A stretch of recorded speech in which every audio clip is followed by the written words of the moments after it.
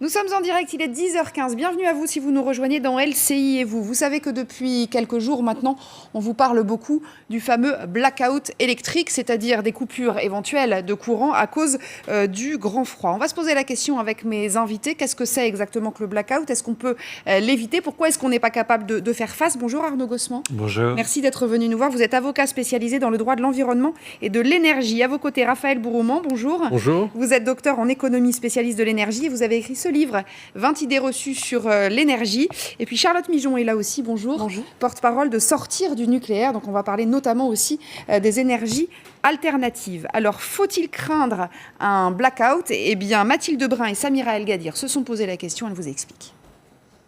Pour chaque degré inférieur à la normale, les Français consomment 2400 MW supplémentaires en chauffage et en électricité, l'équivalent de 2 à 3 réacteurs nucléaires.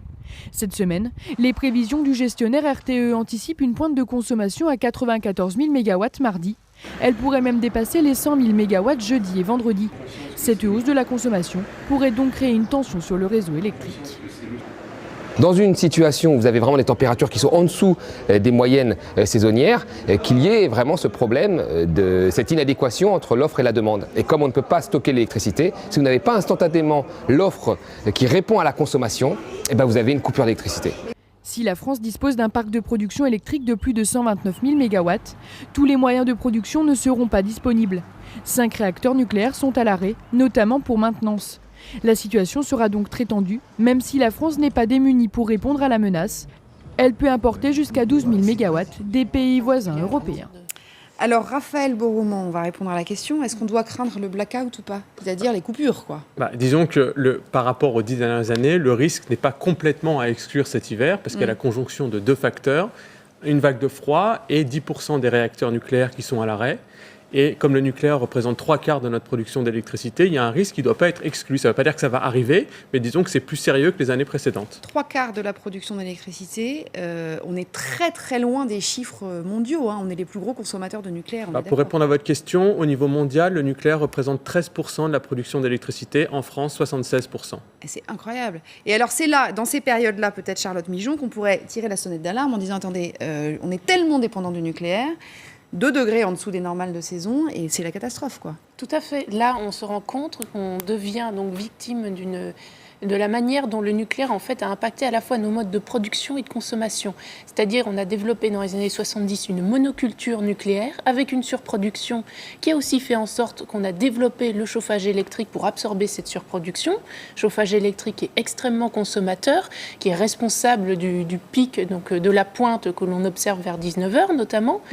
Et dans le même temps, donc, on est entièrement pieds et poings liés à cette source d'électricité qui est dangereuse, qui est polluante, et qui en plus n'est pas fiable. Là, on le voit, il y a 6 réacteurs qui sont arrêtés, notamment pour des contrôles de sûreté. Alors on va y revenir justement. C'est étonnant de les arrêter en plein hiver, mais ça c'est un autre problème. C'est un problème de sûreté qui se pose là maintenant, en fait. Ouais. Et ce qui est certain, c'est que c'est une situation qui peut se reproduire. Ça fait des années et des années que l'autorité de sûreté nucléaire a averti en disant on n'est pas à l'abri de découvrir un défaut générique qui pourrait par exemple être lié au vieillissement des réacteurs, qui, comme notre parc nucléaire est construit en série, pourrait se retrouver sur l'ensemble des réacteurs, ou au moins un grand nombre d'entre eux, et donc on se retrouverait dans l'obligation d'arrêter quasiment du jour au lendemain 5, 10 réacteurs, voire plus. Alors là, on est vraiment sur la politique énergétique et on va y revenir de façon un peu plus détaillée tout à l'heure. D'abord, je voudrais vraiment comprendre, Arnaud Gossement, sur ce blackout dont on parle. Est-ce que, de votre point de vue, on doit le craindre, c'est-à-dire de vraies coupures, des gens qui n'auraient plus d'électricité chez eux, voire des entreprises, ce qui serait beaucoup plus grave. En gros, est-ce qu'on est capable de produire ce qui nous suffit pour vivre ?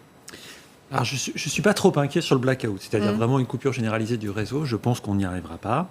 Alors, il faut rappeler quelques chiffres. On peut produire 85 gigawatts d'électricité, ne pas confondre avec l'énergie, vraiment que de l'électricité.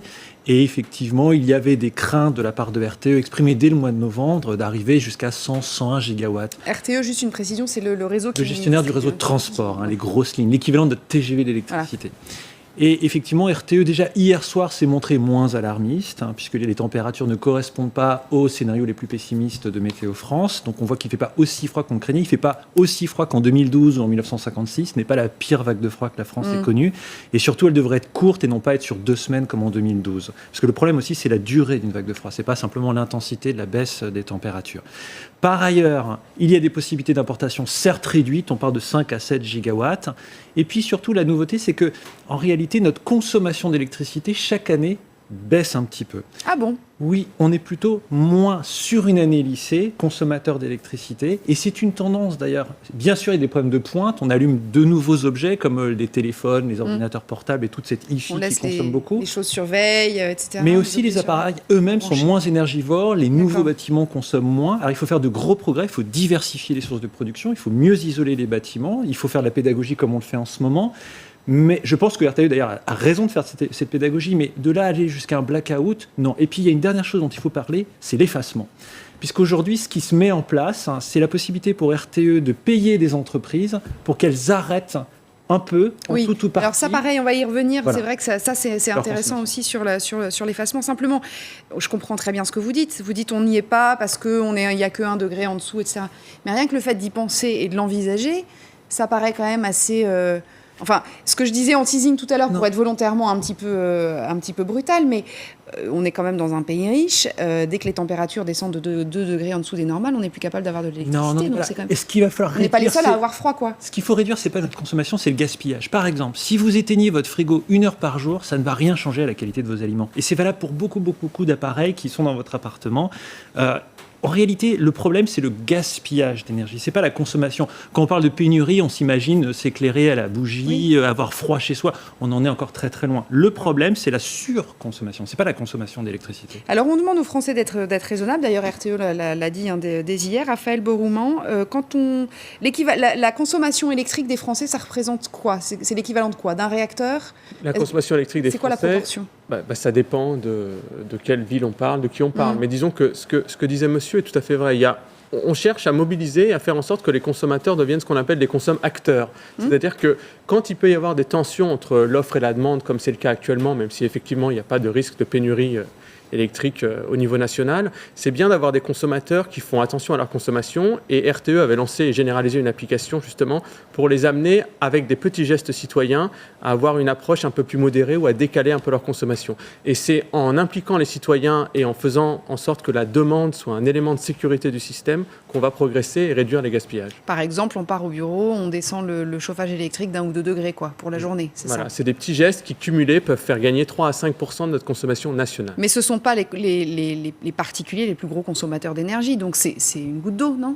Alors, c'est une goutte d'eau, effectivement. Il y a de toute façon des contrats spéciaux qui sont prévus en cas de forte tension avec 21 sites industriels en France qui sont volontaires pour être délestés, c'est-à-dire pour s'effacer en cas de forte tension. Ils sont rémunérés pour ça. Alors, ils seront coupés seulement quelques minutes, mais ça fera gagner l'équivalent d'une grosse ville de région, par exemple, française, d'économie d'énergie. Alors ça fait partie des mesures, il y a ça. On demande donc aux Français d'économiser. Qu'est-ce qu'on peut envisager d'autre ? Les fameuses baisses de tension, c'est quoi ce qui serait le moins énergivore avant de penser à la coupure de courant, je veux dire ? Il y a plein de techniques qui sont à disposition de RTE. Vous l'avez dit, on peut baisser l'intention sur le réseau, effectivement, ce qui pour certaines machines leur obligera à fonctionner différemment ou à ne pas fonctionner tout le temps. On peut faire des interruptions tournantes, ne pas demander à une seule personne ou à un seul site industriel de baisser sa consommation d'électricité, mais de le faire de manière tournante sur plusieurs. On peut rémunérer l'effacement. Il y a des entreprises qui ont effectivement signé un accord, vous avez raison de le rappeler, pour s'engager, et elles seront rémunérées pour cela, à ne pas consommer en tout ou partie pendant une journée ou plusieurs journées. Il y a tout un ensemble de techniques qui existent, qui ont été mises en place heureusement. Et puis, je précise que les choses vont s'améliorer à l'avenir. Parce que vous avez ce qu'on appelle l'effacement, qui est en train de devenir vraiment un sujet important en matière d'énergie. L'effacement, c'est le contraire de ce qu'on a fait les années passées. Les années passées, avec le chauffage électrique, qui a représenté jusqu'à 40% quand même de notre consommation d'électricité, c'était une sorte de délire des années 70, consommer. Aujourd'hui, on va vous rémunérer non pas parce que vous consommez beaucoup, mais parce qu'au contraire, vous allez vous engager à ne pas consommer. Et grâce aux compteurs qu'on va mettre chez vous, les compteurs Linky, on va pouvoir estimer comment vous consommez, quel est votre manière de vivre l'électricité pour la baisser. Voilà, et faire un petit peu de pédagogie avec les consommateurs. Alors on va se retrouver juste après la pause avec vous, Charlotte Mijon. On va donner quand même On a parlé tout à l'heure de baisser le chauffage électrique quand on part travailler, mais on a peut-être d'autres conseils à donner aux consommateurs. Donc on va se parler de ça, puis on va parler évidemment des énergies alternatives. On se retrouve dans une seconde.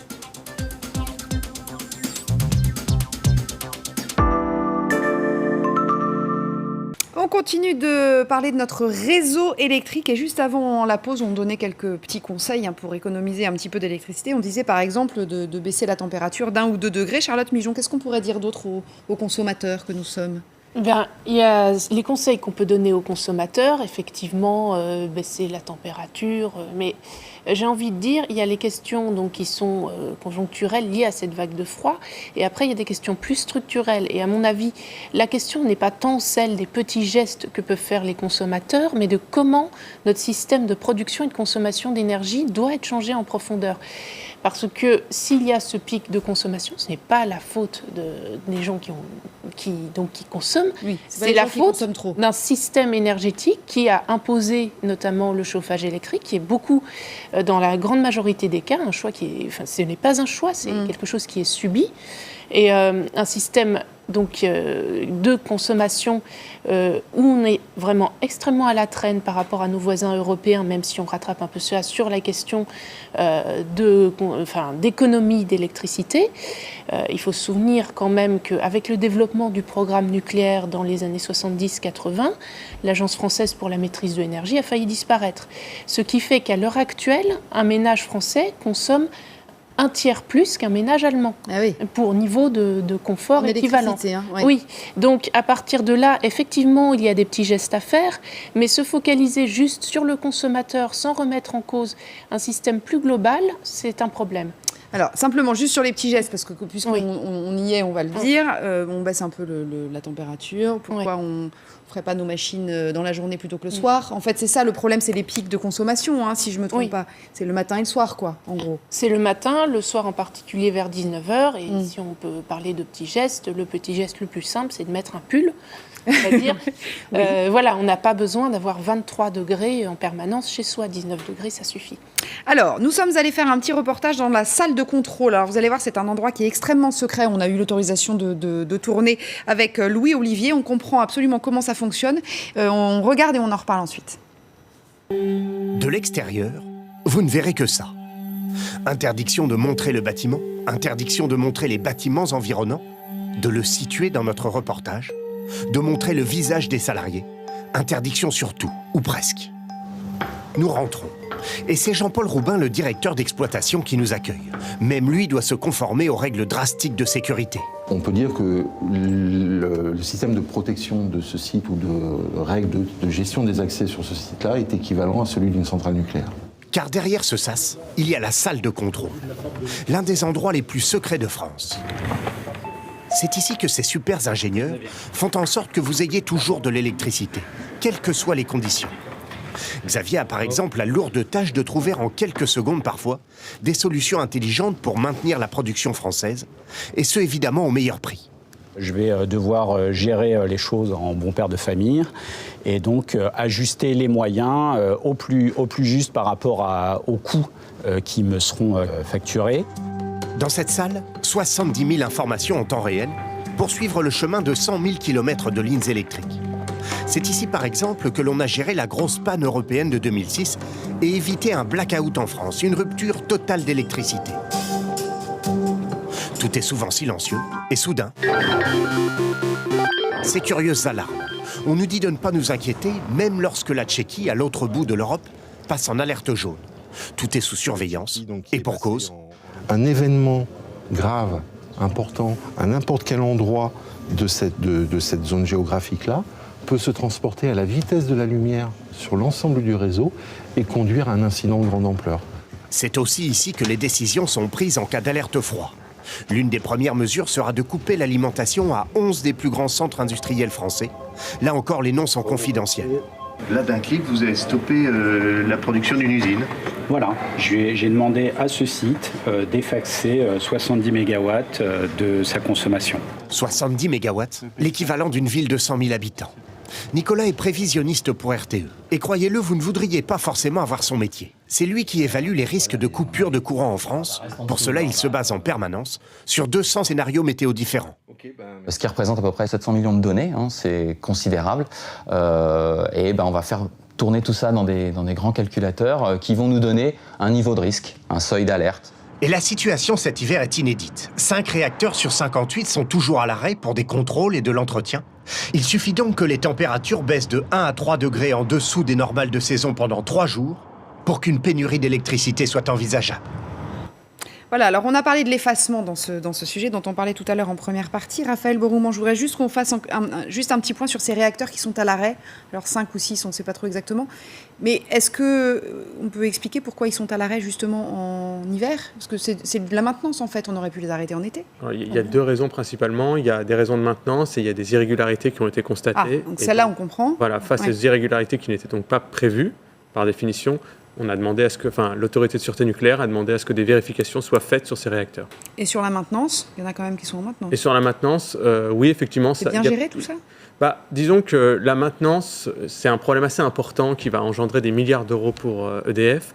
Et c'est vrai que EDF est face à un mur d'investissement et il y a peut-être une gestion qu'il faudrait faire un peu différemment. Là. Oui, c'est ça. C'est qu'on est quand même face à un acteur qui va pas bien. On est face à un acteur qui a un endettement très très important et qui est face à un mur d'investissement à la fois par rapport au vieillissement de ses centrales et par rapport à des nouveaux investissements, notamment en Grande-Bretagne, qui vont lui coûter autour de 16 milliards d'euros. Ah oui, Hinkley Point, on pense à l'EPR, on est déjà en dépassement de 10 milliards. Arnaud Gossement, c'est vrai qu'on peut se poser la question du coup de la gestion de cette EDF qui règne. Hein. Oui, c'est vrai qu'aujourd'hui, il faut se poser la question de l'avenir. Il va falloir réduire la part du nucléaire dans notre production d'électricité, qui est aujourd'hui de 75-76%. Le reste, c'est un peu d'énergie fossile, du gaz essentiellement, autour de 6%, et puis le reste encore autour de 18%, des énergies renouvelables, sachant que sur ces 18% de production renouvelable, vous avez surtout aujourd'hui de l'hydraulique, hein, c'est les barrages. Et donc, effectivement, il va falloir diversifier tout ça. C'est la loi de transition énergétique qui a été votée en 2015 qui nous le demande, avec un consensus droite-gauche assez large. Il va falloir passer à 50% de nucléaire. On passe de 75 à 50. Ça veut dire qu'il va falloir faire un calendrier, non pas d'arrêt de maintenance, mais cette fois-ci de fermeture des centrales nucléaires pour respecter la loi. Lequel calendrier aujourd'hui n'est pas connu. Ça, c'est un véritable problème. Non seulement parce qu'il faut appliquer la loi, mais aussi parce que les industriels, les énergéticiens, tous les acteurs du secteur de l'énergie ont besoin de prévisibilité, de savoir ce vers quoi il va. Mais ça devient un problème politique, parce que Fessenheim, ça a été une promesse de campagne, on attend toujours, enfin... Ils vont fermer, pas pendant le quinquennat, mais c'est une centrale qui va nécessairement fermer de toute manière. Ça, je ne suis pas très inquiet là-dessus. Le problème, c'est qu'il ne faut pas fermer Fessenheim, il faut en fermer beaucoup d'autres. Il faut l'annoncer, il faut un calendrier. Ça, c'est vraiment la responsabilité du gouvernement qui n'a pas encore été prise. Ça, c'est vraiment dommage qu'on soit pour ou contre le nucléaire. D'ailleurs, peu importe, c'est la loi, 50%, il va falloir baisser. Et puis en face de ça, il va falloir faire 2 choses. 1, consommer différemment de l'électricité, on en a parlé tout à l'heure, moins consommer, mieux consommer, avec des appareils mieux faits aussi. Il ne s'agit pas de perdre du tout en confort, il s'agit de lutter contre le gaspillage. Et puis aussi, il va falloir diversifier avec une montée en puissance des renouvelables. Alors certes, l'éolien fait un bon score en 2016, mais on est en dessous des moyennes qu'on peut constater dans d'autres pays comme l'Espagne et l'Allemagne. Et il va falloir augmenter notre capacité de production en biomasse, en solaire, en éolien, en fonction des territoires. Il y a des énergies renouvelables qui sont adaptées. Et je précise aussi parce que c'est quelque chose que j'ai entendu parfois sur certains sites en disant « Ah, mais oui, mais l'hiver, on peut faire que du nucléaire ». Non, pas du tout. L'hiver, au contraire, le solaire, l'éolien marchent très très bien. Souvent, quand vous avez froid, c'est qu'il y a du vent. Et donc, pour l'éolien, c'est évidemment très favorable. Mais alors justement, Charlotte Migeon, quand est-ce qu'on sera suffisamment costaud? Parce qu'on sait faire tout ça, on sait faire, il suffit de vouloir le développer. Quand est-ce qu'on sera suffisamment costaud pour vraiment pouvoir se reposer sur les énergies renouvelables? Je veux dire, les technologies, elles existent. On peut les mettre en œuvre. Après, donc effectivement, il faut, nous estimons qu'il faut un scénario de sortie du nucléaire. Ça, c'est évident, ça ne se fait pas en claquant des doigts, parce que ne serait-ce que par égard par rapport aux salariés qui travaillent dans ces industries-là, donc il faut prévoir la reconversion. Par rapport à l'implémentation de différentes politiques, ça prend du temps, mais il y a différents scénarios qui existent, que ce soit pour des scénarios extrêmement rapides de l'ordre de 5 ans, des scénarios en 10 ans, en 20 ans. Donc, techniquement parlant, ça existe. C'est une question de volonté politique. C'était une question donc une question d'investissement aussi. D'investissement aussi, oui. Mais de toute façon, il faut se dire que là, il n'y a plus de statu quo possible. Il va falloir investir dans tous les cas. C'est-à-dire passer donc à une véritable transition énergétique, ça va demander des investissements. Mais d'un autre côté, rester dans le nucléaire, ça va demander des investissements qui seront sans doute encore plus importants. Dans la mesure où là, comme vous l'avez signalé, donc l'EPR coûte extrêmement cher, ne sera sans doute pas opérationnel. Nous n'avons pas provisionné suffisamment pour la gestion des déchets radioactifs, pour le démantèlement des centrales. Et rien que les investissements de maintenance pour la prolongation de réacteurs au-delà de 40 ans, coûteront extrêmement cher. Selon EDF, c'est de l'ordre de 55 milliards d'euros. Selon la Cour des comptes, c'est de l'ordre de 100 milliards d'euros. Selon d'autres estimations, ça pourrait être encore le double. Et en plus, ce sont des travaux qui sont inédits, qui sont extrêmement lourds, pour lesquels on manque de main-d'œuvre qualifiée, donc qui pourraient prendre encore plus de temps. On s'aperçoit... Si on vous écoute, on n'a absolument aucun intérêt à rester Oui, dans le nucléaire, on n'a aucun intérêt à le faire. Donc, sachant en plus qu'on importe, je vais revenir sur ce qui se passe en ce moment, mais sachant qu'on importe, Raphaël Boroumand, comment ça se passe à l'étranger? Parce que je disais tout à l'heure, on n'est pas les seuls à avoir froid. Alors, on rappelle évidemment que l'électricité, ça ne se stocke pas, contrairement au gaz ou contrairement au bois. Mais... Là, vous posez deux questions différentes. Alors, effectivement, l'électricité ne se stocke pas, en tout cas pas à grande échelle. Et la première question, c'est comment on fait au niveau des importations. Ce qu'il faut comprendre, c'est que déjà, on importe au moment où il y a des vagues de froid, donc des pics de consommation. Et c'est au moment où les prix, du coup, s'envolent. Ben oui, parce qu'il fait froid ailleurs aussi, quoi. Voilà, donc il y a deux problèmes avec les importations. D'une part, les pays voisins peuvent ne pas avoir suffisamment d'électricité à exporter. D'autre part, s'ils peuvent le faire, on peut avoir à payer cette électricité 5 à 6 fois plus cher. C'est ce qui s'est passé en 2012 pour les fournisseurs d'électricité. Et la deuxième chose, c'est est-ce que ça se passe aussi ailleurs? Globalement, en Europe, il y a un risque de pénurie d'électricité parce qu'on a fermé de nombreuses centrales gaz, l'équivalent de la consommation de la République tchèque, de la Belgique et du Portugal. Et ça, c'est notamment lié à la libéralisation du secteur en Europe. Quand vous rentrez dans une logique de marché, ce qui n'est pas rentable est mise en veille ou ferme. Et donc après, il ne faut pas s'étonner que l'accès à l'énergie, qui est un service public, en tout cas dans sa conception, puisse être un petit peu déstabilisé. Alors, on a parlé tout à l'heure de l'effacement, Arnaud Gossement. À l'inverse, il y a aussi des entreprises pour lesquelles il n'est évidemment pas question de couper l'électricité. Comment ça se passe, ça? Comment c'est décidé?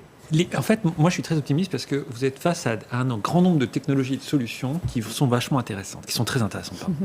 La première, c'est aujourd'hui, on est en réseau et le réseau est important. Il assure la solidarité entre les territoires. C'est un acquis au lendemain de la Seconde Guerre mondiale d'avoir ce réseau.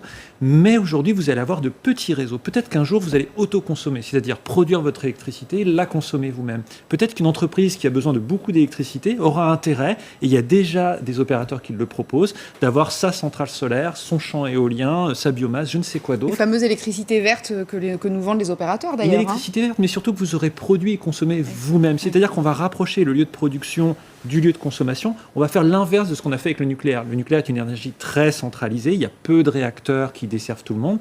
Et là, on va multiplier les points de production, on va les rapprocher des lieux de consommation et on va encourager les gens à avoir leur réseau à l'échelle d'un quartier, d'un bourg, d'un lotissement. Avec locavore, quoi. Comme pour les marchés, comme pour les AMAP. Exactement. En faisant attention à la solidarité, il ne faudrait pas que les quartiers riches soient très bien équipés et que les quartiers pauvres, eux, ne le soient pas. Le réseau sera toujours là pour assurer la solidarité.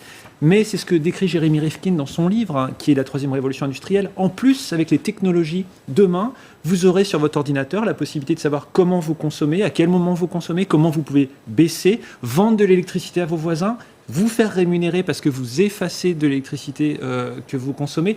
Bref, là aujourd'hui, vous branchez une prise électrique dans une prise dans une prise électrique. Demain, vous allez avoir des applications, vous en avez déjà, Ecodomix par exemple, qui vont vous permettre d'avoir une vision de votre électricité complètement différente et vous allez même pouvoir faire des économies d'énergie très importantes. À condition d'être dans le renouvelable. Ça, c'est de l'électricité renouvelable, c'est de l'énergie renouvelable dont vous parlez. Oui, il faut de l'énergie renouvelable, mais je suis très très optimiste là-dessus. D'abord parce que le potentiel français est extraordinaire. Regardez, nos côtes, il y a 0 éolienne en mer. On a un potentiel d'éolien offshore qui est magnifique. On a du vent, on a du soleil, on a des montagnes, des littoraux. Bref, on a tout ce qu'il faut pour développer les renouvelables. On a aussi de la biomasse, on a un parc forestier extraordinaire. Bref, on est vraiment avec un potentiel, un gisement extraordinaire. Mais ne parlons pas que de production. Parlons d'usage. Il faut aujourd'hui débattre de la voiture électrique, par exemple, qui nous est vendue comme la solution miracle. Elle va consommer cette voiture électrique. Dans certains pays où l'électricité est produite par des centrales à charbon, ça va poser des problèmes. Donc l'idée, c'est pas simplement de passer la voiture électrique ou de parler production. L'idée, c'est de parler de notre culture de consommation. On s'adresse là aux consommateurs citoyens, qui va complètement consommer différemment demain, qui va peut-être même produire lui-même. Mais on a l'impression que les consciences, elles changent dans ce sens-là, parce que tout à l'heure, hors antenne, on parlait des enfants, par exemple, à l'école. Non, mais c'est vrai, à l'école, on les sensibilise beaucoup. Vraiment, on a, oui, doucement, mais sûrement. Enfin, je veux dire, c'est il y a 10 ans, on n'en parlait pas comme ça. Je veux dire, on était taxé d'écolo un peu. Ça change. Oui, voilà, ça change. C'est devenu une matière transversale, si j'ose dire, l'écologie. Donc ça, c'est plutôt une bonne nouvelle, non ? Oui, tout à fait.